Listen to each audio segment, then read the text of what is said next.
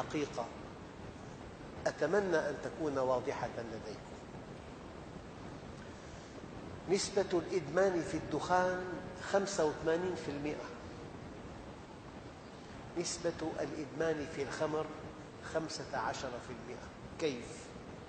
يعني 100 مدخن لا يستطيع أن يقلع عن التدخين منهم إلا 15%، بينما 100 شارب الخمر يستطيع 85% أن يقلعوا عن شرب الخمر. شيء خطير جدا. أيها الإخوة، شركات التبغ تسمى في عالم الصحة شركات القتل أو شركات تتجر بالموت. هذه الشركات تنتج دخينتين لكل إنسان في الأرض يومياً. مجموع إنتاج هذه الشركات 12 مليار دخينة كل يوم.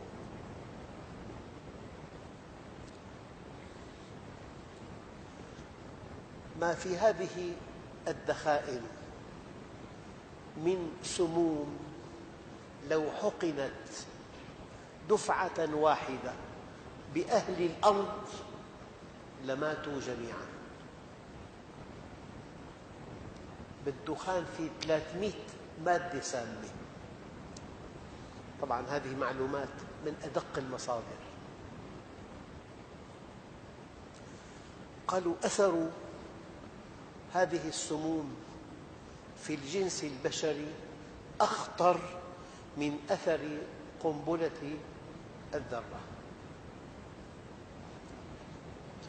إن الذين يلقون حتفهم بسبب الدخان يفوق عدد الذين يموتون بسبب الطاعون والكوليرا والجدري والسل والجذام والتيفوئيد والتيفوس مجتمعين. نعم، هناك في بلد غربي 1000 وفاة يومياً بسبب التدخين. هذا العدد يزيد 7 أضعاف عن الذين يلقون حتفهم بسبب حوادث السير. وأعلى نسبة موت في العالم بسبب حوادث السير، والمدخنون يموتون ب7 أضعاف من حوادث السير. ولا تقتلوا أنفسكم إن الله كان بكم رحيما.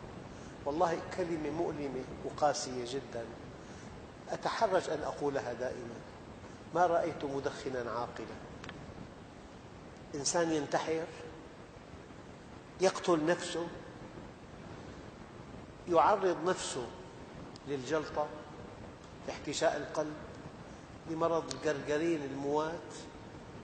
إحصاء في بلد غربي بعيد إن مجموع الذين يموتون بسبب التدخين في دولة واحدة في الغرب 400,000 إنسان، بواقع 1000 وفاة كل يوم.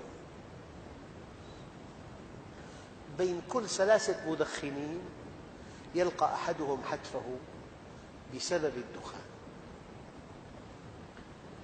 الآن مجموع الأرباح التي تحققها ضرائب شركات التبغ للدولة أقل بكثير من الإنفاق الحكومي على معالجة المدخنين. طبعاً أخطر مادة بالدخان هي النيكوتين. أما بقول لك دخينة مفلترة، الدخينة المفلترة لا تمنع النيكوتين، تمنع القطران فقط. الفلترة لأنها تمنع القطران. 4 قطرات من النيكوتين، 4 قطرات لو حقنت في حصان قتلته فوراً.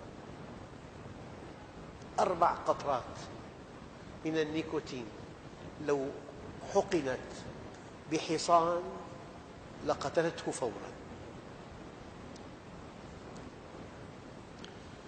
أخطر شيء عند المدخن أنه سم الدخان يتحد مع الكريات الحمراء فيعطل مفعولها. وأخطر شيء بالجسم الكريات الحمراء، عن طريقها يتم تبادل الأكسجين وطرح غاز الفحم. طبعاً في الدخان غازان سامان مسرطنان، فيهما فحوم مسرطنة.